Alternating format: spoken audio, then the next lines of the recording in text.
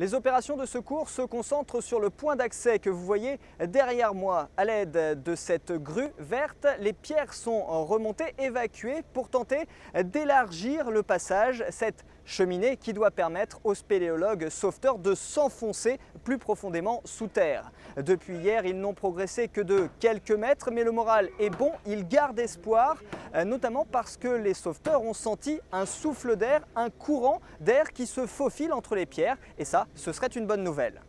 On tombe sur une cassure, hein. C'est-à-dire que la galerie qui descendait toute droit et bifurque avec un bouchon de terre au fond, et maintenant on est dans une galerie qui est toute propre avec des gros blocs. Cette cassure pourrait nous signifier qu'on serait à la fin du bouchon. S'il y a un courant d'air, c'est qu'il y a circulation, c'est qu'il y a une chute. Voilà, donc là s'il y a des courants d'air, c'est que ça circule et c'est que c'est un réseau d'arrière. Et si Eric va bien, c'est là qu'il sera ? Normalement oui, là il y a peu de chance, d'après tous les relevés cartographiques qu'on a, forcément on va tomber dessus.